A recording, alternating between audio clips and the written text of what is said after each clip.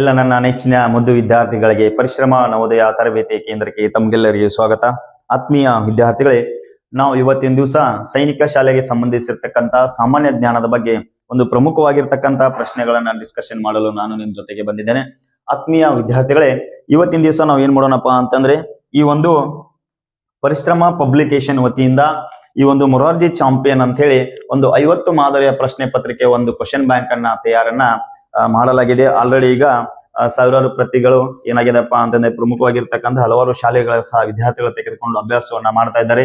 ಹೌದಾ, ಅತಿ ಉತ್ತಮವಾಗಿರ್ತಕ್ಕಂಥ ಪತ್ರಿಕೆ ಮತ್ತು ಇದರ ಜೊತೆಗೆ 50 ಪ್ರಶ್ನೆ ಪತ್ರಿಕೆಯನ್ನ ಹೊಂದಿರತಕ್ಕಂತ ಒಂದು ಏಕೈಕ ಕ್ವಶನ್ ಬ್ಯಾಂಕ್ ಯಾವ್ದಾದ್ರು ಇದ್ರೆ ಅದು ಏನಪ್ಪಾ ಅಂತಂದ್ರೆ ಮೊರಾರ್ಜಿ ಚಾಂಪಿಯನ್ ಅಂತ ಹೇಳ್ತಾ ಇದ್ದೇನೆ.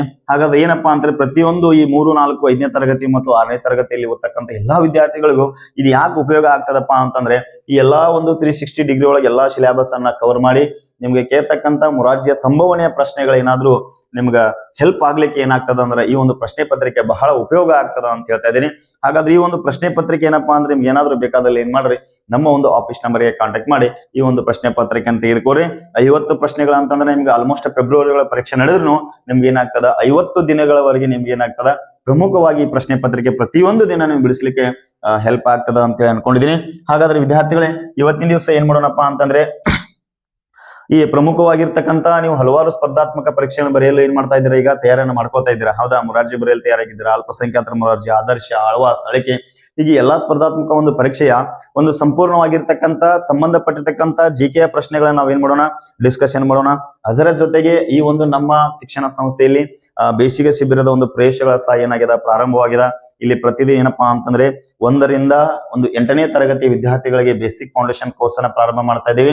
ಅದರ ಜೊತೆಗೆ 3 ಮತ್ತು 4ನೇ ತರಗತಿ ವಿದ್ಯಾರ್ಥಿಗಳಿಗೆ ನವೋದಯ, ಸೈನಿಕ, ಮೊರಾರ್ಜಿ, ಆದರ್ಶ ಹಾಗೂ ಎಲ್ಲಾ ಸ್ಪರ್ಧಾತ್ಮಕ ಪರೀಕ್ಷೆಗಳ ಒಂದು ಫೌಂಡೇಶನ್ ಕೋರ್ಸ್ ಅನ್ನ ಸಹ ನಾವು ಪ್ರಾರಂಭ ಮಾಡ್ತಾ ಇದ್ದೀವಿ. ನಮ್ಗೆ ಯಾರಾದ್ರೂ ಇಂಗ್ಲಿಷ್ ಓದಲು ಬರೆಯಲು ಬರ್ತಾ ಇರಲ್ಲ, ಹೌದಾ, ಕನ್ನಡ ಓದಲು ಬರೆಯಲು ಬರ್ತಾ ಇರಲ್ಲ, ಗಣಿತ ಯಾವುದೇ ರೀತಿ ಅರ್ಥ ಆಗ್ತಾ ಇರಂಗಿಲ್ಲ, ಇವೆಲ್ಲ ಒಂದು ಬೇಸಿಕ್ ಫೌಂಡೇಶನ್ ಸಹ ನಾವ್ ಏನ್ ಮಾಡ್ತಾ ಇದೀವಿ, ನಿಮ್ಮನ್ನ ತಯಾರು ಮಾಡ್ತೀವಿ. ಕೇವಲ 50 ದಿನಗಳವರೆಗೆ ನಾವು ಒಂದು ಚಾಲೆಂಜ್ ಅನ್ನ ನಾವು ತೆಗೆದುಕೊಳ್ತಾ ಇದ್ದೀವಿ. ತಾವೇನಾದ್ರೂ ಪ್ರವೇಶವನ್ನು ಬಯಸಿದಲ್ಲಿ ತಾವೇನ್ ಮಾಡ್ಬೋದು, ನಮ್ಮ ಒಂದು ಆಫೀಸ್ ನಂಬರ್ ಕಾಂಟ್ಯಾಕ್ಟ್ ಮಾಡಿ ನೀವು 50 ದಿನಗಳವರೆಗೆ ಒಂದು ತರಬೇತಿಯನ್ನ ನಮ್ಮಲ್ಲಿ ಪಡೆಯಬಹುದು. ಹಾಗಾದ್ರೆ ವಿದ್ಯಾರ್ಥಿಗಳು ನಮ್ಮಲ್ಲಿ ಏನಾಗ್ತದೆ, ಡಿಜಿಟಲ್ ಕ್ಲಾಸ್ ರೂಮ್ಗಳದಾವ, ಆಮೇಲೆ ಡಿಜಿಟಲ್ ಕ್ಲಾಸ್ಗಳದಾವ, ಅದರ ಜೊತೆಗೆ ಯೋಗ ತರಬೇತಿ, ಡ್ಯಾನ್ಸ್ ತರಬೇತಿ, ಹೌದಾ, ಕರಾಟೆ ತರಬೇತಿ, ಆಮೇಲೆ ಸ್ಪೆಷಲ್ ಆಗಿರ್ತಕ್ಕಂಥ ಒಂದು ವಿಶೇಷ ಟ್ರೈನಿಂಗ್ ಇದನಪ್ಪಾ ಅಂತಂದ್ರೆ ಅದು ಸೈನಿಕ ತರಬೇತಿ ಅಂತ ಹೇಳಿ. ಹೌದಾ, ಹಾಗೆ ನಾವೇನ್ ಮಾಡ್ತೀವಿ, 3ರಿಂದ 8ನೇ ತರಗತಿ ಎಲ್ಲಾ ವಿದ್ಯಾರ್ಥಿಗಳಿಗೆ ಆ ಒಂದು 45 ದಿನಗಳಲ್ಲಿ ಆ ಒಂದು ತರಬೇತಿಯನ್ನ ಸಹ ನಾವೇನ್ ಮಾಡ್ತೀವಿ, ನಿಮ್ ಜೊತೆಗೆ ಹಂಚ್ಕೋತೀವಿ. ಹಾಗೇನಾದ್ರೂ ನಿಮ್ಗೇನು ಇಂಟ್ರೆಸ್ಟ್ ಇದ್ರೆ ತಾವೇನ್ ಮಾಡ್ಬೋದು, ಈ ಒಂದು ನಮ್ಮ ಆಫೀಸ್ ನಂಬರ್ಗೆ ಕಾಂಟ್ಯಾಕ್ಟ್ ಮಾಡಿ ಆ ಒಂದು ತರಬೇತಿಯನ್ನ ಪ್ರವೇಶವನ್ನ ಪಡಿಬಹುದು ಅಂತ ಹೇಳ್ತಾ ಇದ್ದೀನಿ. ಓಕೆ ವಿದ್ಯಾರ್ಥಿಗಳೇ, ಇವತ್ತಿನ ದಿವಸ ನಾವೇನ್ ಮಾಡೋಣ, ಪ್ರಮುಖವಾಗಿರ್ತಕ್ಕಂಥ ವಿಷಯಕ್ಕೆ ಬರೋಣ. ಈ ಒಂದು ಸ್ಪರ್ಧಾತ್ಮಕ ಒಂದು ಪರೀಕ್ಷೆಯ ಒಂದು ಗಮನದಲ್ಲಿ ಇಟ್ಟುಕೊಂಡು ನಾವು ಇವತ್ತಿನ ದಿವಸ ಈ ಒಂದು ಸಾಮಾನ್ಯ ಜ್ಞಾನದ ಪ್ರಶ್ನೆಗಳನ್ನ ನೀವು ಕೂಡಿ ಡಿಸ್ಕಷನ್ ಮಾಡೋಣ ಅಂತ ಹೇಳ್ತಾ ಇದ್ದೀನಿ. ಹಾಗಾದ್ರೆ ಇವತ್ತಿನ ಮೊದಲ ಪ್ರಶ್ನೆ ಯಾವ್ದಂತ ನೋಡೋಣ ವಿದ್ಯಾರ್ಥಿಗಳೇ. Which is the longest river in the world? ಜಗತ್ತಿನ ಅತಿ ಉದ್ದವಾದ ನದಿ ಯಾವುದು ಅಂತ ಹೇಳಿ ಪ್ರಶ್ನೆ ಬಂದಾಗ ವಿದ್ಯಾರ್ಥಿಗಳು ಇಲ್ಲಿ ನೋಡ್ರಿ, ಅಮೆಜಾನ್ ನದಿ ಅದ, ನೈಲ್ ನದಿ ಅದ, ಯಾಂಗ್ಚೆ ನದಿ ಅದ, ಮಿಸಿಸಿಪ್ ನದಿ ಅದ. ಹಾಗಾದ್ರೆ ಈ ಜಗತ್ತಿನ ಅತಿ ಉದ್ದವಾದ ನದಿ ಅಂತೇಳಿ ಪ್ರಶ್ನೆ ಕೇಳಿದಾರ. ನೀವು ಪ್ರತಿಯೊಂದು ಪ್ರಶ್ನೆಗಳು ಏನೇನ್ ಮಾಡ್ಬೇಕಪ್ಪ ಅಂತಂದ್ರೆ ಸಂಪೂರ್ಣವಾಗಿ ಅರ್ಥ ಮಾಡ್ಕೋಬೇಕಾಗ್ತದ. ಜಗತ್ತಿನ ಅತಿ ಉದ್ದವಾದ ನದಿ ಯಾವ್ದಾಗ್ತದ, ನೈಲ್ ನದಿ ಆಗ್ತದ ವಿದ್ಯಾರ್ಥಿಗಳು. ಹಾಗಾದ್ರೆ ಈ ನೈಲ್ ನದಿ ಯಾವ ದೇಶದೊಳಗದ ಅಂತಂದ್ರ ಆಫ್ರಿಕಾ ದೇಶದೊಳಗದ. ಯಾವ ದೇಶದೊಳಗದ್ರಿ, ಆಫ್ರಿಕಾ ದೇಶದೊಳಗದ. ಇದು ನೋಡ್ರಿ ಏನಾಗ್ತದ ಅಂದ್ರ ಇದು ಉತ್ತರಕ್ಕೆ ಹರಿಯುತ್ತದೆ ಮತ್ತು ಮೆಡಿಟೇರಿಯನ್ ಸಮುದ್ರಕ್ಕೆ ಸೇರುತ್ತದೆ. ಯಾವ ಸಮುದ್ರ ಸೇರ್ತದ ಅಂತ ಈ ನೈಲ್ ನದಿ ರೀ, ಮೆಡಿಟೇರಿಯನ್ ಸಮುದ್ರ ಸೇರ್ತದ. ಬಹಳ ಇಂಪಾರ್ಟೆಂಟ್ ಆಗಿರ್ತಕ್ಕಂಥ ಪ್ರಶ್ನೆ. ಕೆಲವೊಂದಿಷ್ಟು ಪ್ರಶ್ನೆಗಳು ಏನ್ ಮಾಡ್ತಾರ, ಟ್ವಿಸ್ಟ್ ಆಗಿ ಕೇಳ್ಬಿಡ್ತಾರ. ಹೌದಾ, ಯಾವ ಕಡೆ ಹರಿತದ ರೀ, ಉತ್ತರಕ್ಕೆ ಹರಿತದ ಮತ್ತು ಯಾವ ಸಮುದ್ರವನ್ನ ಸೇರ್ತದ ಅಂದ್ರೆ ಮೆಡಿಟೇರಿಯನ್ ಸಮುದ್ರ ಸೇರ್ತದ ವಿದ್ಯಾರ್ಥಿಗಳೇ.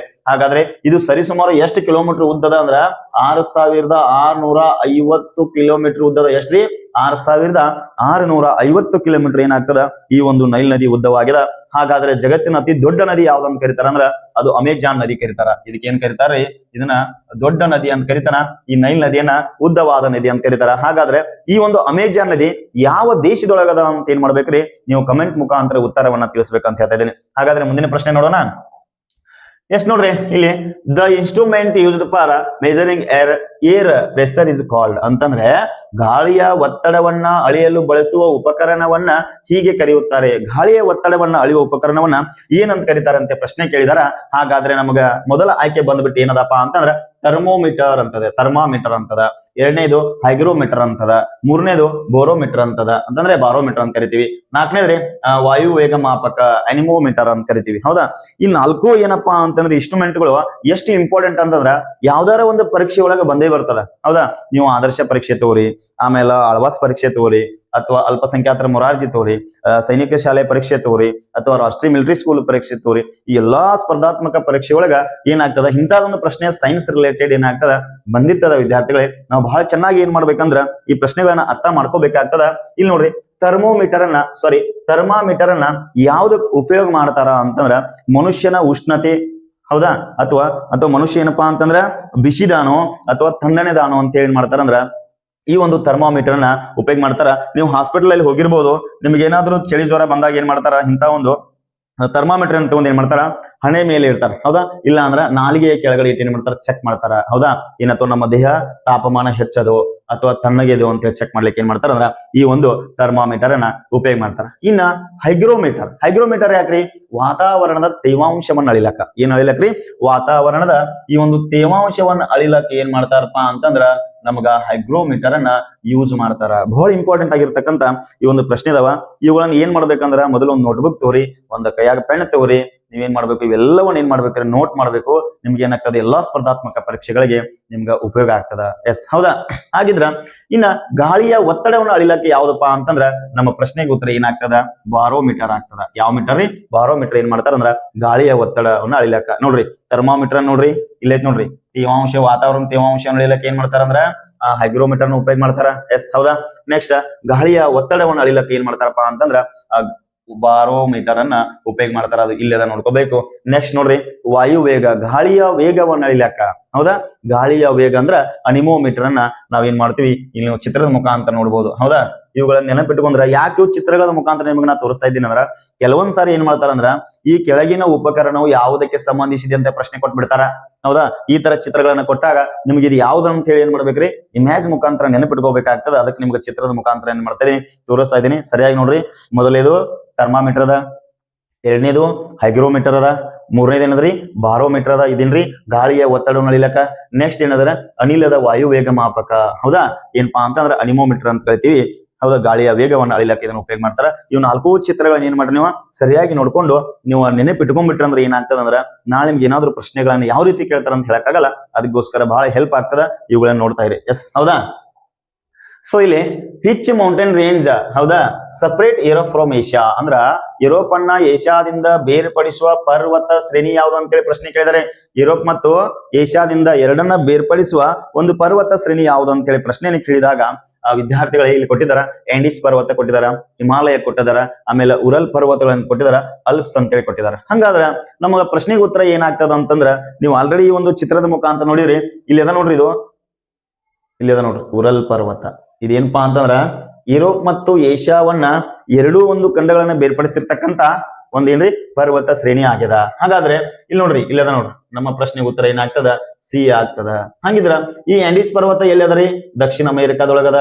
ಹಾಗಾದ್ರೆ ಅಲ್ಪ್ಸ್ ಎಲ್ಲಿ ಅದರಿ? ಯುರೋಪ್ ದೇಶದೊಳಗದ. ಈ ರೀತಿ ಏನಪ್ಪಾ ಅಂತ ನಿಮ್ಗೆ ಪ್ರಶ್ನೆಯನ್ನ ಕೇಳಿದಾಗ ನೀವೇನ್ ಮಾಡ್ಬೇಕ್ರಿ, ಪ್ರತಿಯೊಂದು ಪ್ರಶ್ನೆಗೆ ಸರಿಯಾದ ಉತ್ತರವನ್ನ ಕಂಡ್ಕೊಂಡ ನೀವು ನೋಟ್ಸ್ ಅನ್ನ ಮಾಡ್ಕೋರಿ ಅಂತ ಹೇಳ್ತಾ ಇದೀನಿ. ಓಕೆ, ನೋಡಿದ್ರಲ್ಲ? ಎಸ್, ನೋಡ್ರಿ, who was the first empire of the Maurya dynasty ಅಂದ್ರ ಮೌರ್ಯ ಸಾಮ್ರಾಜ್ಯದ ಏನಪ್ಪಾ ಅಂತಂದ್ರ ಮೊದಲ ಚಕ್ರವರ್ತಿ ಯಾರು ಅಂತೇಳಿ ಪ್ರಶ್ನೆಯನ್ನ ಕೇಳಿದಾರ. ನೋಡ್ರಿ, ಅಶೋಕ ಅಂತ ಕೊಟ್ಟಿದ್ದಾರೆ, ಚಂದ್ರಗುಪ್ತ ಮೌರ್ಯ ಅಂತ ಕೊಟ್ಟಿದಾರ, ಬಿಂದುಸಾರ ಅಂತ ಕೊಟ್ಟಿದಾರ, ಮತ್ತು ಹರ್ಷವರ್ಧನ ಅಂತೇಳಿ ಕೊಟ್ಟಿದಾರ. ವಿದ್ಯಾರ್ಥಿಗಳೇ, ಇದು ಯಾವ ರಿಲೇಟೆಡ್ ಪ್ರಶ್ನೆ ಅಂದ್ರ ಇತಿಹಾಸದ ಪ್ರಶ್ನೆಗಳನ್ನ ಕೇಳಿದಾರ. ನೀವು 6, 7ನೇ ತರಗತಿ ಪಾಠಗಳನ್ನ ಓದುವಾಗ ಏನಾಗ್ತದ, ನಿಮ್ಗ ಕೆಲವೊಂದಿಷ್ಟು ಪ್ರಶ್ನೆಗಳ ಇಂಥ ಪ್ರಶ್ನೆಗಳು ಬಂದಿರ್ತಾವ. ಹೌದಾ? ಅವುಗಳನ್ನ ಸಹ ನೀವೇನ್ ಮಾಡ್ಬೇಕ್ರಿ, ನೋಡ್ಬೇಕಾಗ್ತದ. ಮೌರ್ಯ ರಾಜವಂಶದ ಮೊದಲ ಚಕ್ರವರ್ತಿ ಯಾರು ಅಂತ ಪ್ರಶ್ನೆಯನ್ನ ಕೇಳಿದಾಗ ನಮಗೆ ನಿಮ್ ಮೊದಲ ಚಿತ್ರದ ಮುಖಾಂತರ ತೋರಿಸ್ತಾ ಇದ್ದೀನಿ. ವಿದ್ಯಾರ್ಥಿಗಳೇ, ನಮ್ಮ ಪ್ರಶ್ನೆಗೆ ಉತ್ತರ ಯಾವ್ದಪ್ಪ ಅಂದ್ರೆ ಆಪ್ಷನ್ ಬಿ ಆಗ್ತದ. ಯಾರ್ರಿ? ಚಂದ್ರಗುಪ್ತ ಮೌರ್ಯ ಆಗ್ತದ.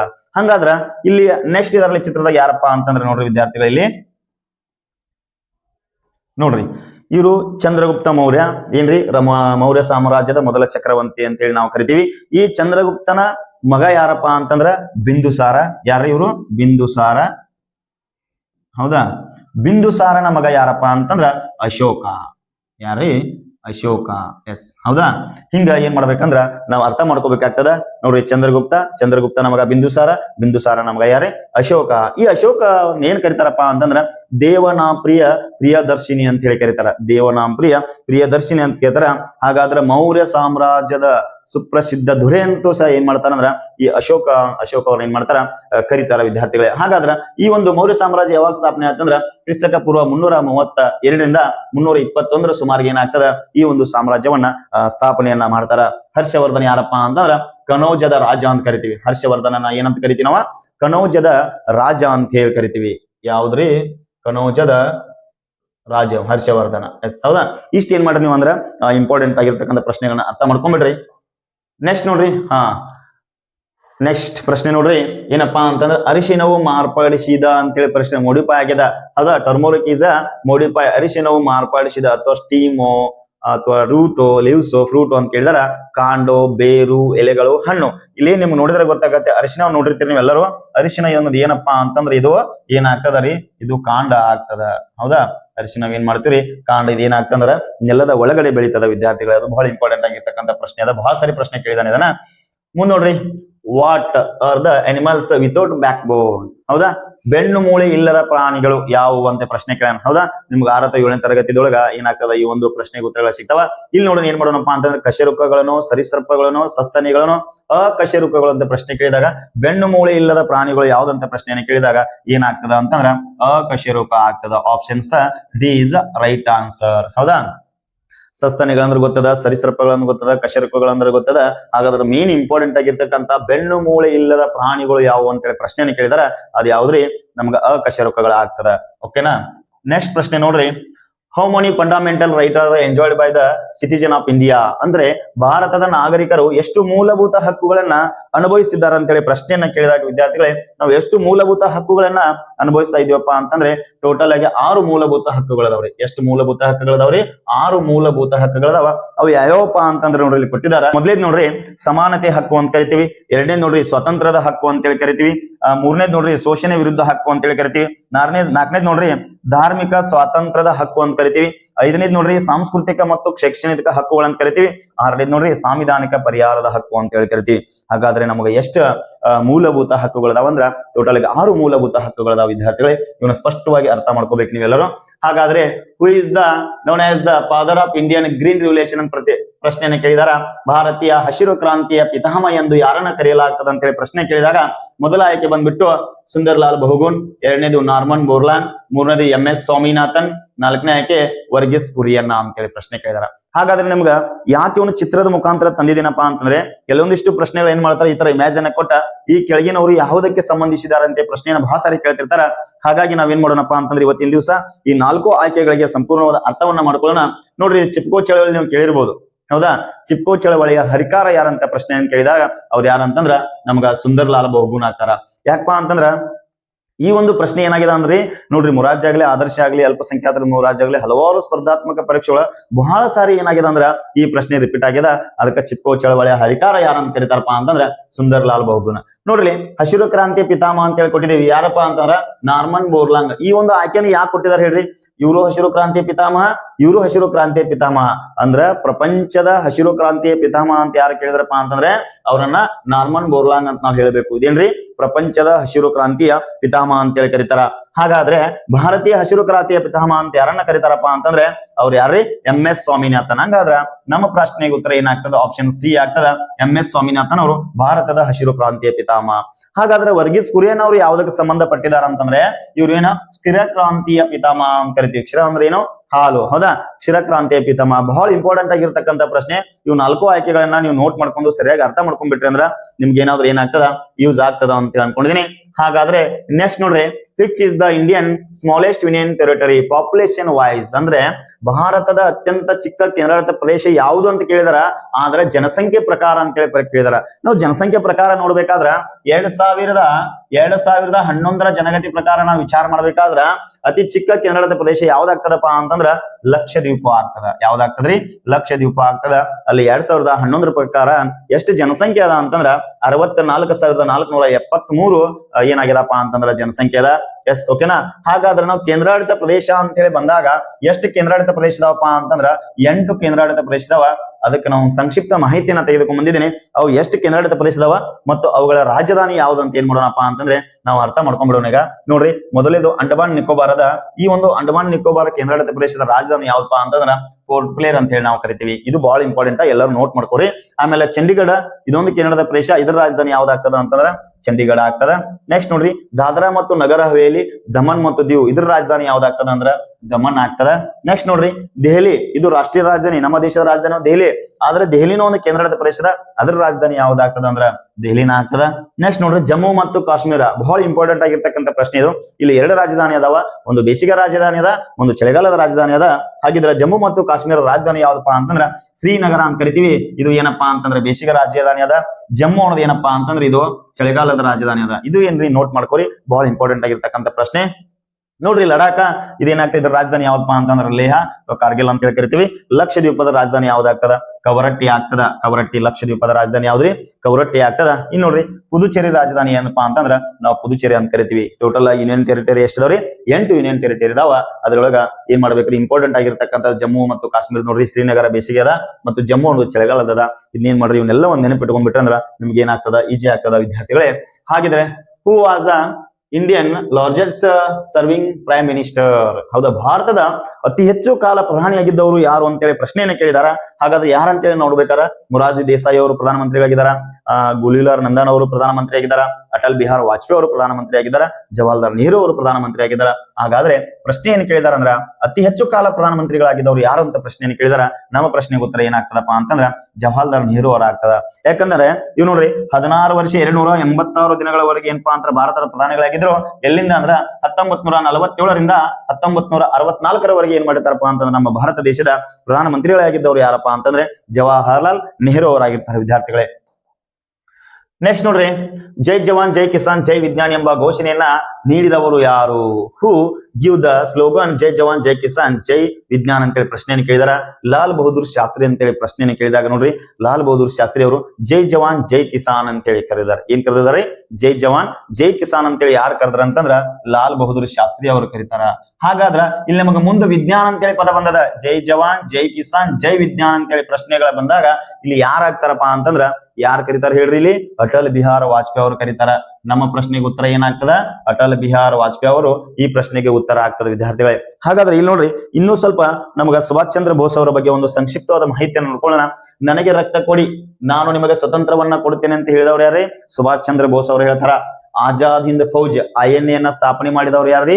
ಸುಭಾಷ್ ಚಂದ್ರ ಬೋಸ್. ನೆನಪಿಟ್ಕೋಬೇಕು, ಇದು ಬಹಳ ಇಂಪಾರ್ಟೆಂಟ್ ಆಗಿರ್ತಕ್ಕಂಥ ಪ್ರಶ್ನೆ. ಇದನ್ನ 2-3 ಸಾರಿ ಪ್ರಶ್ನೆಗಳನ್ನು ಕೇಳಿದಾರ. INA ಯನ್ನ ಸ್ಥಾಪನೆ ಮಾಡಿದವ್ರು ಯಾರೇ? ಸುಭಾಷ್ ಚಂದ್ರ ಬೋಸ್ ಅಂತ ಹೇಳಿ ಕರಿತೀವಿ. ಇದನ್ನ ಯಾಕೆ ಸ್ಥಾಪನೆ ಮಾಡ್ರ ಅಂದ್ರ ಬ್ರಿಟಿಷ್ ಒಂದು ಸೈನ್ಯವನ್ನು ಎದುರಿಸಲಿಕ್ಕೆ ಏನ್ ಮಾಡ್ತಾರ ಅಂದ್ರ ಆಜಾದ್ ಹಿಂದ್ ಫೌಜ್ INA ಯನ್ನ ಸ್ಥಾಪನೆಯನ್ನ ಮಾಡ್ತಾರ.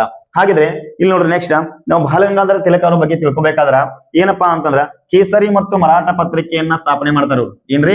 ಕೇಸರಿ ಮತ್ತು ಮರಾಠ ಪತ್ರಿಕೆಯನ್ನ ಯಾರು ಸ್ಥಾಪನೆ ಮಾಡ್ತಾರಂದ್ರ ಬಾಲ್ ಗಂಗಾಧರ್ ತಿಲಕ್ ಅವರು ಸ್ಥಾಪನೆ ಮಾಡ್ತಾರ. ಇವ್ರ ಹೆಸರು ಏನಪ್ಪಾ ಅಂತಂದ್ರೆ ಕೇಶವ್ ಗಂಗಾಧರ್ ತಿಲಕ್ ಅಂತ ಕರಿತೀವಿ. ಕೇಶವ್ ಗಂಗಾಧರ್ ತಿಲಕ್ ಅಂತ ಯಾರನ್ನ ಕರಿತೀವಿ ಅಂದ್ರ ಬಾಲ್ ಗಂಗಾಧರ್ ತಿಲಕ್ ಕರಿತೀವಿ. ನಿಮ್ಗೆ ಗೊತ್ತು ಲಾಲ್ ಬಹದ್ದೂರ್ ಶಾಸ್ತ್ರಿ ಅವ್ರ ಬಗ್ಗೆ ನಿಮ್ಗೆ ಈಗಾಗಲೇ ನಾ ಹೇಳಿದ್ನಿ. ಲಾಲ್ ಬಹದ್ದೂರ್ ಶಾಸ್ತ್ರಿ ಅವ್ರ ಘೋಷಣೆ ಏನು? ಜೈ ಜವಾನ್ ಅಂದ್ರೆ ಏನ್ರಿ? ಸೈನಿಕ. ಜೈ ಕಿಸಾನ್ ಅಂದ್ರೆ ಏನ? ರೈತ. ಹೌದಾ? ಎಸ್. ಜೈ ವಿಜ್ಞಾನ್ ಅಂದ್ರೆ ಏನ್ರಿ? ನಮ್ಮ ವಿಜ್ಞಾನಿಗಳು. ನೆಕ್ಸ್ಟ್ ನೋಡ್ರಿ, ಭಾರತೀಯ ಸಂವಿಧಾನದ ಪಿತಾಮಹ ಎಂದು ಯಾರನ್ನ ಕರೀತಾರೆ? ಬಹಳ ಇಂಪಾರ್ಟೆಂಟ್ ಆಗಿರ್ತಕ್ಕಂಥ ಪ್ರಶ್ನೆ. Who is known as the father of Indian constitution ಅಂತ ಹೇಳಿ ಕರಿತೀವಿ. ಅವ್ರು ಯಾರಪ್ಪ ಅಂತಂದ್ರ ನಮ್ಗೆಲ್ಲರಿಗೂ ಗೊತ್ತು, ಡಾಕ್ಟರ್ BR ಅಂಬೇಡ್ಕರ್ ಅವರು. ಭಾರತದ ಸಂವಿಧಾನದ ಪಿತಾಮಹ ಅಂತ ಯಾರನ್ನ ಕರಿತೀವಿ ಅಂದ್ರ ನಾವು ಡಾಕ್ಟರ್ BR ಅಂಬೇಡ್ಕರ್ ಅವರನ್ನ ಕರಿತೀವಿ. ಇಲ್ಲಿ ನೋಡ್ರಿ, ಡಾಕ್ಟರ್ BR ಅಂಬೇಡ್ಕರ್ ಅವರ ಪೂರ್ಣ ಹೆಸರು ಏನಪ್ಪಾ ಅಂತಂದ್ರ ಇಲ್ಲಿ ಅದ ನೋಡ್ರಿ, ಭೀಮರಾವ್ ರಾಮ್ಜಿ ಅಂಬೇಡ್ಕರ್ ಅಂತ ಹೇಳಿ ಕರಿತೀವಿ ನಾವು. ಹೌದಾ? ಹಾಗಿದ್ರ ನೆಕ್ಸ್ಟ್ ನೋಡ್ರಿ, ಇಲ್ಲಿ ಒಂದು ಕೆಲವೊಂದಿಷ್ಟು ಇಂಪಾರ್ಟೆಂಟ್ ಆಗಿರ್ತಕ್ಕಂಥ ಪ್ರಶ್ನೆಗಳದಾವ. ಭಾರತದ ಹುಟ್ಟಿನ ಮನುಷ್ಯ, ಹೆಚ್ಚುವರಿ ಪ್ರಶ್ನೆಗಳಿದ್ದಾರೆ. ಭಾರತದ ಹುಟ್ಟಿನ ಮನುಷ್ಯ ಅಂತ ಯಾರನ್ನ ಕರಿತೀವಪ್ಪ ಅಂತಂದ್ರೆ ನಾವು ಸರ್ದಾರ್ ವಲ್ಲಭಾಯಿ ಪಟೇಲ್ ಅವರನ್ನ ಕರಿತೀವಿ. ಭಾರತದ ಹುಟ್ಟಿನ ಮನುಷ್ಯ ಅಂತ ಯಾರನ್ನ ಕರಿತೀವಿ? ಸರ್ದಾರ್ ವಲ್ಲಭಾಯಿ ಪಟೇಲ್ ಅವರನ್ನ ಕರಿತೀವಿ. ಇವರ ಒಂದು ಜನ್ಮ ದಿನದ ಅಂಗವಾಗಿ ಅಕ್ಟೋಬರ್ 31ರಂದು ರಾಷ್ಟ್ರೀಯ ಏಕತಾ ದಿನವನ್ನ ಆಚರಣೆ ಮಾಡ್ತೀವಿ, ಅಥವಾ ರಾಷ್ಟ್ರೀಯ ಒಂದು ಏಕತಾ ದಿನವನ್ನ ನಾವೇನ್ ಮಾಡ್ತೀವಿ? ಪ್ರತಿ ವರ್ಷ ಅಕ್ಟೋಬರ್ 31ರಂದು ಮಾಡ್ತೀವಿ. ಹಾಗಾದ್ರೆ ಭಾರತ ದೇಶದೊಳಗ ಈ ಒಂದು ಸರ್ದಾರ್ ವಲ್ಲಭಾಯಿ ಪಟೇಲ್ ಅವರ ಒಂದು ಸ್ಟ್ಯಾಚ್ಯೂ, ಹೌದಾ, ಮೂರ್ತಿ ಅಂತ ಕರಿತೀವಿ ನಾವು, ಎಲ್ಲಿದಪ್ಪ ಅಂತಂದ್ರ ಗುಜರಾತದೊಳಗ ನರ್ಮದಾ ನದಿಯ ದಂಡೆ ಮೇಲೆ ಅದ. ಎಲ್ಲದರಿ? ಗುಜರಾತದಾಗ ನರ್ಮದಾ ನದಿಯ ದಂಡೆ ಮೇಲೆ. ಯಾವ ನದಿ ರೀ? ನರ್ಮದಾ ನದಿ. ಏನದ್ರಿ ಅತಿ ಎತ್ತರದ ಇವರು ಮೂರ್ತಿ ಎಲ್ಲಿದೆ ಅಂದ್ರ ಗುಜರಾತದ ಒಂದು ನರ್ಮದಾ ನದಿಯ ದಂಡೆಯ ಮೇಲೆ ಏನ್ ಮಾಡ್ಯಾರಪ್ಪ ಅಂತ ಒಂದು ಮೂರ್ತಿಯನ್ನ ಸ್ಥಾಪಿಸ್ತಾರ. ಅದು ಎಷ್ಟು ಹೈಟ್ ಅದ ಅಂದ್ರ 182 ಮೀಟರ್ ಅದ. 182 ಮೀಟರ್ ಅದ. ಹೌದಾ? ಹಾಗಾದ್ರ ನೋಡ್ರಿ, ರಾಷ್ಟ್ರಪಿತ ಫಾದರ್ ಆಫ್ ನೇಷನ್ ಅಂತ ಯಾರನ್ನ ಕರಿತೀವಿ ನಾವು? ಮಹಾತ್ಮ ಗಾಂಧೀಜಿ ಅವರನ್ನ ಕರಿತೀವಿ. ನೆಕ್ಸ್ಟ್ ನೋಡ್ರಿ, ದ ಡಿಸ್ಕವರಿ ಆಫ್ ಇಂಡಿಯಾ, ಇದನ್ನೆಲ್ಲ ನೋಟ್ ಮಾಡ್ಕೋಬೇಕು, ಬಹಳ ಇಂಪಾರ್ಟೆಂಟ್ ಆಗಿರ್ತಕ್ಕಂಥ ಪ್ರಶ್ನೆಗಳದಾವ. The discovery of India glimpses of world history, ಇದು ಯಾರು ಬರ್ತಾರ ಅಂದ್ರ ಜವಾಹರ್ಲಾಲ್ ನೆಹರು ಅವರು ಇವೆರಡು ಕೃತಿಗಳನ್ನ ಬರೀತಾರ. ಜವಾಹರ್ಲಾಲ್ ನೆಹರು ಅವರ ಇವೆರಡು ಕೃತಿ ನೋಡ್ರಿ ಬಹಳ ಇಂಪಾರ್ಟೆಂಟ್ ಆಗಿರ್ತಕ್ಕಂಥ ಏನಪ್ಪಾ ಅಂತಾರ ಕೃತಿಗಳದಾವ. ಹೌದಾ? ಇವು ಜವಾಹರ್ಲಾಲ್ ನೆಹರು ಅವರ ಎರಡು ಕೃತಿಗಳು. ಇವುಗಳನ್ನ ಏನ್ ಮಾಡ್ರಿ ನೀವು ನೋಟ್ ಮಾಡ್ಕೊಂಡು ಸರಿಯಾಗಿ ಅರ್ಥ ಮಾಡ್ಕೊಂಡ್ರಿ ಅಂದ್ರ ಏನಾಗ್ತದ ಅಂತ ಈಜಿ ಆಗ್ತದೆ. ಇಲ್ಲೊಂದು ಟ್ವಿಸ್ಟ್ ಕ್ವಶನ್ ಏನಪ್ಪಾ ಅಂತಂದ್ರ, ನೀವು ಕೆಲವೊಂದ್ಸಾರಿ ಏನಾಗ್ತದೆ, ನಾವು ಹಲವಾರು ಟೆಸ್ಟ್ ಗಳನ್ನ ಜೀನಿಯಸ್ ಅವಾರ್ಡ್ ಮಾಡಿದಾಗ ಬಹಳ ವಿದ್ಯಾರ್ಥಿಗಳು ಏನ್ ಮಾಡ್ತೀರಿ, ಬಹಳ ಒಂದ್ ಸ್ವಲ್ಪ ಕನ್ಫ್ಯೂಸ್ ಮಾಡ್ಕೋತಾರೆ. ಏನ್ರಿ ಅಂತ ಪ್ರಶ್ನೆ ಅಂತಂದ್ರೆ ಇಲ್ಲಿ ನೋಡ್ರಿ, ಮಹಾತ್ಮ ಗಾಂಧೀಜಿ ಅವ್ರನ್ನ ನಾವ್ ಏನಂತ ಕರಿತೀವ್ರಿ? ರಾಷ್ಟ್ರಪಿತ ಅಂತ ಕರಿತೀವಿ. ಹೌದಾ? ಅಲ್ಲಿ ಪ್ರಶ್ನೆ ನಾವ್ ಏನ್ ಕೇಳ್ತೀವಿ? ಭಾರತದ ರಾಷ್ಟ್ರಪಿತ ಯಾರು ಅಂತ ಹೇಳಿ ನಾವು ಪ್ರಶ್ನೆಯನ್ನ ಕೇಳಿದಾಗ ಎಲ್ಲರೂ ಏನ್ ಮಾಡ್ತೀರಪ್ಪ ಅಂತಂದ್ರೆ, ನೀವು ರಾಷ್ಟ್ರಪತಿ ಅವರನ್ನ ಆಯ್ಕೆಯನ್ನ ಕೊಟ್ಟಿದ್ರೆ ಅದನ್ನ ಹಾಕ್ಬಿಡ್ತೀರಿ. ರಾಷ್ಟ್ರಪತಿ ಬೇರೆ, ರಾಷ್ಟ್ರಪಿತ ಬೇರೆ. ಹೌದಾ? ಏನಾಗ್ತದ, ಭಾರತದ ರಾಷ್ಟ್ರಪತಿ ಯಾರಂತ ಕೇಳಿದ್ರೆ ನೀವು ಈಗಿನ ಪ್ರಸ್ತುತ ರಾಷ್ಟ್ರಪತಿ ಅವ್ರದ ಯಾರ್ದಾರಿ? ದ್ರೌಪದಿ ಮುರ್ಮು ಅವ್ರದಾರ. ಪ್ರಧಾನಮಂತ್ರಿ ಅವರು ಯಾರ್ದಾರಿ? ನರೇಂದ್ರ ಮೋದಿ ಅವ್ರದಾರ. ಹೌದಾ? ಆಮೇಲೆ ಸ್ಪೀಕರ್ ಯಾರ್ದಾರಿ? ಓಂ ಬಿರ್ಲಾ ಅವ್ರದಾರ. ಕೆಳಗೊಂದು ಆಪ್ಷನ್ಸ್ ಕೊಟ್ಟಿರ್ತಾರ, ಮಹಾತ್ಮ ಗಾಂಧೀಜಿ ಅಂತ ಕೊಟ್ಟಿರ್ತಾರೆ. ಹೌದಾ? ಅಲ್ಲಿ ಪ್ರಶ್ನೆ ನಾವ್ ಏನ್ ಕೇಳ್ತೀವಿ? ಭಾರತದ ರಾಷ್ಟ್ರಪಿತ ಯಾರು ಅಂತ ಹೇಳಿ ಪ್ರಶ್ನೆಯನ್ನ ಕೇಳ್ತೀವಿ. ಅವಾಗ ನೀವೇನ್ ಮಾಡ್ತೀರಿ? ನಮ್ಮ ಈ ಪ್ರಸ್ತುತ ರಾಷ್ಟ್ರಪತಿಗಳು ಯಾರ್ದಾರಲ್ಲ ಅವ್ರ ಆಯ್ಕೆಯನ್ನ ನೀವು ಟಿಕ್ ಮಾಡ್ತೀರಿ. ಹಿಂಗ್ ಹಲವಾರು ಸಾರಿ ನಾವು ಜೀನಿಯಸ್ ಅವಾರ್ಡ್ ಪ್ರಶ್ನೆಯನ್ನ ಕೇಳಿದಾಗ ಬಹಳ ವಿದ್ಯಾರ್ಥಿಗಳು ನೀವು ಏನ್ ಮಾಡ್ತೀರಿ ಅಂದ್ರ ಕನ್ಫ್ಯೂಸ್ ಮಾಡ್ಕೋತಿರ್ತೀರಿ. ನೀವು ಅದಕ್ಕ ಪ್ರಶ್ನೆಯನ್ನ ಏನ್ ಮಾಡ್ಬೇಕ್ರಿ? ಸರಿಯಾಗಿ ಅರ್ಥ ಮಾಡ್ಕೋಬೇಕು. ಅರ್ಥ ಮಾಡ್ಕೊಂಡು ನೀವು ಓದಿದಾದ್ರೆ ಏನಾಗ್ತದಪ್ಪ ಅಂತಂದ್ರ ನಿಮಗ ಬಹಳ ಈಜಿ ಆಗ್ತದ. ಅದಕ್ಕೋಸ್ಕರ ವಿದ್ಯಾರ್ಥಿಗಳು ನಾವ್ ಏನ್ ಮಾಡಿದ್ವಿ, ಇಲ್ಲಿವರೆಗೆ ಹಲವಾರು ಒಂದು ಸಾಮಾನ್ಯ ಜ್ಞಾನದ ಪ್ರಶ್ನೆಗಳನ್ನ ಅರ್ಥ ಮಾಡ್ತಾ ಬಂದಿವಿ. ಅದಕ್ಕೋಸ್ಕರ ತಾವೆಲ್ಲರೂ ಏನ್ ಮಾಡ್ರಿ, ಪ್ರತಿದಿನ ಈ ಒಂದು ಜಿಕೆ ಪ್ರಶ್ನೆಗಳ ಕ್ಲಾಸ್ ಅನ್ನ ಮಾಡ್ತಾ ಇರ್ತೀವಿ. ನೀವೆಲ್ಲವನ್ನ ನೋಟ್ಸ್ ಮಾಡ್ರಿ. ಹೌದಾ? ಈ ಒಂದು ಸ್ಪರ್ಧಾತ್ಮಕ ಪರೀಕ್ಷೆಗಳಾಯ್ತು, ಮುಂದಿನ ಯಾವುದೇ ಒಂದು ಸ್ಪರ್ಧಾತ್ಮಕ ಪರೀಕ್ಷೆಗಳಿಗೆ ಸಾಮಾನ್ಯ ಜ್ಞಾನ ಬಹಳ ಅವಶ್ಯಕತೆ ಅದ. ಅದಕ್ಕೋಸ್ಕರ ಕೆಲವೊಂದಿಷ್ಟು ಪ್ರಶ್ನೆಗಳನ್ನ ಸಹ ಟ್ವಿಸ್ಟ್ ಮಾಡಿದ್ರು ನೀವ್ ಏನ್ ಮಾಡ್ಬೇಕಂದ್ರ ಈ ರೀತಿ ನೀವು 360 ಡಿಗ್ರಿ ಒಳಗ ನೀವು ಎಲ್ಲಾ ಒಂದು ಆಯ್ಕೆದ ಒಂದು ಸಂಪೂರ್ಣವಾದ ಮಾಹಿತಿಯನ್ನ ತೆಗೆದುಕೊಳ್ತಾ ಹೋದ್ರ ನಿಮ್ಗೆ ಯಾವುದೇ ರೀತಿ ಏನಾಗಲ್ಲ, ಕಷ್ಟ ಆಗಂಗಿಲ್ಲ. ಎಲ್ಲರೂ ಏನ್ ಮಾಡ್ರಿ, ಸೈನಿಕ ಶಾಲೆ ಒಳಗ ಪ್ರಯತ್ನ ಮಾಡ್ರಿ. ಜಾಸ್ತಿ ಏನ್ ಮಾಡ್ರಪ್ಪ ಅಂತಂದ್ರ mathematics, mental ability, Kannada grammar ಮತ್ತು ಇಂಗ್ಲಿಷ್ ಗ್ರಾಮರ್ ಜಾಸ್ತಿ ಒತ್ತು ಕೊಡ್ರಿ. ಯಾಕಂತಂದ್ರ ಅಲ್ಲಿ ನಿಮ್ಗೆ ಟೈಮ್ ಸೇವ್ ಆಗುದು ಎಲ್ಲಪ್ಪ ಅಂತಂದ್ರ ಮೆಂಟಲ್ ಅಬಿಲಿಟಿ ಮತ್ತು ಕನ್ನಡ ಗ್ರಾಮರ್ ಮತ್ತು ಜಿಕೆ ಒಳಗ ಮ್ಯಾಥ್ಸ್ ಏನಾಗ್ತದ, ಟೈಮ್ ಬಾಳ್ ಬೇಕಾಗ್ತದ. ಇನ್ನೂ ಬಹಳ ಅವಕಾಶ ಐತಿ. ಈ ಒಂದು ಮ್ಯಾಥಮೆಟಿಕ್ಸ್ ಅನ್ನ ಏನ್ ಮಾಡ್ರಿ, ಪ್ರಾಕ್ಟೀಸ್ ಅನ್ನ ಮಾಡ್ರಿ. ನಾ ಮತ್ತೇನ್ ಮಾಡ್ತೇನೆ ಅಂದ್ರೆ ನಿಮ್ ಜೊತೆ ಮೆಂಟಲ್ ಅಬಿಲಿಟಿ ಒಂದು 200 ಪ್ರಶ್ನೆಗಳನ್ನ ನಿಮ್ ಜೊತೆ ಇಂಪಾರ್ಟೆಂಟ್ ಆಗಿರ್ತಕ್ಕಂಥ ಪ್ರಶ್ನೆಗಳನ್ನ ಡಿಸ್ಕಷನ್ ಮಾಡ್ತೀನಿ. ಯಾಕಂದ್ರೆ ಪ್ರತಿ ವರ್ಷ ಮೆಂಟಲ್ ಅಬಿಲಿಟಿ ಕ್ಲಾಸ್ ಒಳಗ ನಮ್ಮೆಲ್ಲಾ ವಿದ್ಯಾರ್ಥಿಗಳು ಏನಪ್ಪಾ ಅಂತಂದ್ರ ಔಟ್ ಆಫ್ ಔಟ್ ಮಾರ್ಕ್ಸ್ ಗಳನ್ನ ತೆಗೆದುಕೊಂಡಿರ್ತಕ್ಕಂಥ ಬಹಳ ವಿದ್ಯಾರ್ಥಿಗಳ ಉದಾಹರಣೆ ಇದಾರ. ಅಲ್ಲಿಯೂ ನಿಮ್ಗೆ ಟೈಮ್ ಸೇವ್ ಆಗ್ತದ, ಜಿಕೆ ಒಳಗೂ ಟೈಮ್ ಸೇವ್ ಆಗ್ತದ, ಕನ್ನಡ ಗ್ರಾಮರ್ ಒಳಗೂ ಟೈಮ್ ಸೇವ್ ಆಗ್ತದ. ಸ್ವಲ್ಪ ನಿಮಗ ಗಣಿತ ಅಂತ ಬಂದಾಗ ಏನಾಗ್ತದ, ಸ್ವಲ್ಪ ಟೈಮ್ 1 ಅವರ್ ನಿಮ್ಗೆ ಟೈಮ್ ಬೇಕಾಗ್ತದ. 50 ಪ್ರಶ್ನೆಗಳನ್ನ ಒಂದು ತಾಸಿನೊಳಗೆ ಬಿಡ್ಸಾಕ್ ನೀವ್ ಏನ್ ಮಾಡ್ರಿ, ಜಾಸ್ತಿ ಪ್ರಯತ್ನ ಮಾಡ್ರಿ. ಜಸ್ಟ್ ನೀವು ಜಿಕೆ ಏನ್ ಮಾಡ್ರಿ, ಜಸ್ಟ್ ಒಂದ್ ಸಲ ಕಣ್ಣಾಡಿಸ್ಬೋದು ಅಷ್ಟ. ಹೌದಾ? ಓದ್ಕೋತ ಹೋಗಿ ಬಿಡ್ಬೇಕು. ಮ್ಯಾಥ್ಸ್ ಅನ್ನ, ಮೆಂಟಲ್ ಅಬಿಲಿಟಿ ಅನ್ನ ಜಾಸ್ತಿ ಪ್ರಾಕ್ಟೀಸ್ ಮಾಡ್ರ ಆರಾಮ್ಸೆ ನೀವೇನ್ ಮಾಡ್ಬೋದ್ರಿ, 260 to 70 ತನಕ ಮಾರ್ಕ್ಸ್ ತಗೊಂಡು ಆ ಒಂದು ಸೈನಿಕ ಶಾಲೆಗೆ ಆಯ್ಕೆ ಮಾಡ್ಬೋದು. ಓಕೆನಾ? ಅದಕ್ಕೆ ಏನ್ ಮಾಡೋಣ ಅಂದ್ರೆ ನಾವು ಪ್ರತಿದಿನ ಇನ್ನೂ ಜಿಕೆ ಕ್ಲಾಸ್ ಡಿಸ್ಕಷನ್ ಮಾಡೋಣ. ಇವತ್ತಿನ ಕ್ಲಾಸ್ ಅನ್ನ ಮುಗಿಸ್ತಾ ಇದ್ದೀನಿ. ಈ ಒಂದು ಕ್ಲಾಸ್ ನೋಡ್ತಕ್ಕಂಥ ಎಲ್ಲಾ ವಿದ್ಯಾರ್ಥಿಗಳು ನಮ್ಮ ಒಂದು ಯೂಟ್ಯೂಬ್ ಚಾನಲ್ ಅನ್ನು ಸಬ್ಸ್ಕ್ರೈಬ್ ಮಾಡ್ರಿ, ಶೇರ್ ಮಾಡ್ರಿ. ಆದಷ್ಟು ನಿಮ್ಮ ಎಲ್ಲಾ ಗ್ರೂಪ್ಗಳಿಗೆ ಶೇರ್ ಮಾಡ್ರಿ. ಎಲ್ಲರಿಗೂ ಒಂದು ಅನುಕೂಲ ಆಗ್ತದ.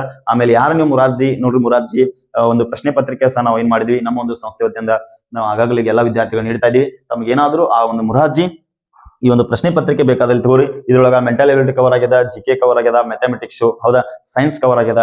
ಎಲ್ಲಾ ಒಂದು 360 ಡಿಗ್ರಿ ಒಳಗ ಎಲ್ಲಾ ಒಂದು ಸಿಲೆಬಸ್ ಅನ್ನ ಕವರ್ ಮಾಡಿ ಒಂದು 50 ಪ್ರಶ್ನೆ ಪತ್ರಿಕೆಯನ್ನ ನಾವ್ ಏನ್ ಮಾಡಿದ್ವಿ, ಎಲ್ಲಾ ಮಕ್ಕಳಿಗೆ ಅನುಕೂಲ ಆಗಲ್ಲ ಅಂತ ಏನ್ ಮಾಡಿದ್ವಿ ಅಂದ್ರ ಈ ಒಂದು ಪ್ರಶ್ನೆ ಪತ್ರಿಕೆನ ಎಲ್ಲರೂ ನೀಡ್ತಾ ಇದೀವಿ.